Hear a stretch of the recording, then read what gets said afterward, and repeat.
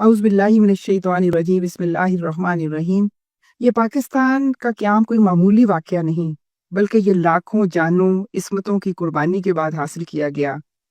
इसके लिए खून, आँसू और बहुत सारी जद्दोजहद की गई है। हमारे आबा-ओ-अजदाद ने ये मुल्क इसलिए हासिल किया था, ताकि हम यहाँ अपने दीन के मुताबिक, अपनी सकाफ़त और अपनी अक़दार के मुताबिक ज़िंदगी गुज़ार सकें। ये वतन हमें तोहफ़े में नहीं मिला, बल्कि कुर्बानियों की तवील दास्तान है।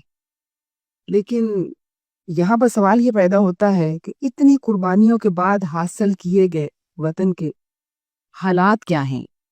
यहाँ पर इस बात को समझने के लिए कि आज हम जिन हालात का सामना कर रहे हैं, उसके लिए हमें अल्लाह ताला के हुक्म को समझना होगा।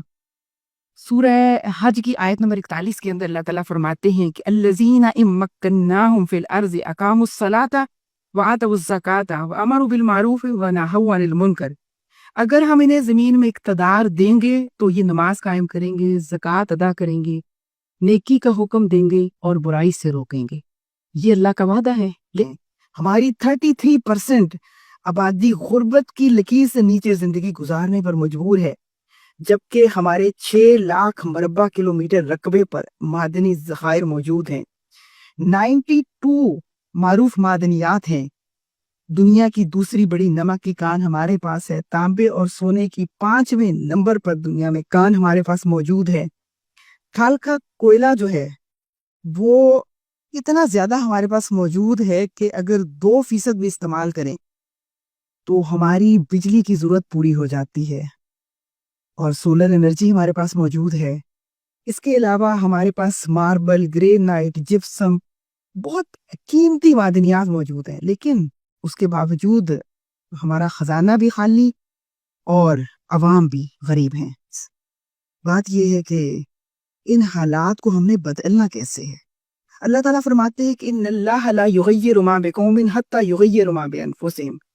खुदा ने आज तक उस कौम की हालत नहीं बदली, ना हो ख्याल जिसको आप अपनी हालत के बदलने का। मौलाना ज़फ़र अली खान। इस आयत की तर्जमानी कुछ इसी तरह से की है। तो ज़रूरत इस बात की है कि खुद हम इन हालात को बदलें।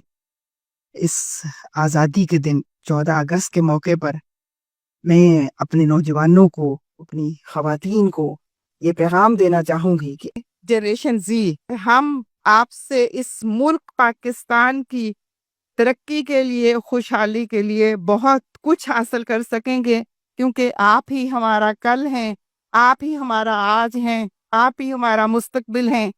इंशाअल्लाह आप पाकिस्तान को आगे लेके बढ़ेंगे। बेशक हम आपको पाकिस्तान अच्छी हालत में नहीं दे रहे, लेकिन आप इस पाकिस्तान को बहुत तरक्की पे लेके जाएंगे इंशाअल्लाह। आज हम ये अज़म करें कि हम अपने हालात को खुद बदलेंगे। कैसे बदलेंगे? सूरह निसा की आयत नंबर 58 के अंदर अल्लाह ताला फरमाता है कि इन्नल्लाह यअमुरुकुम अन तुअद्दुल अमानाति इला अहलिहा, कि अमानतें उनके अहल के सुपुर्द कर दो। कि अगर नाहिलों के पास ये हुक्मरानी रहेगी, ये क़यादत रहेगी, ये सियादत रहेगी, तो उसका नतीजा इसी तरह निकलेगा। महंगाई भी बढ़ती रहेगी, करप्शन भी बढ़ती रहेगी, बदअमनी भी बढ़ती रहेगी और हमारा नौजवान तेजी से मुल्क छोड़कर बाहर जाता रहेगा। आज नौजवान बहुत तेजी से बाहर जा रहा है, मायूसी बढ़ रही है और इस मायूसी को ख़त्म करने के लिए ज़रूरी है कि हम अपने मुल्क को तरक्की की राह पर लेकर आएं। और ये उसी वक्त मुमकिन है कि जब ऐसे लोग इक़्तिदार में हों जो अमीन हों।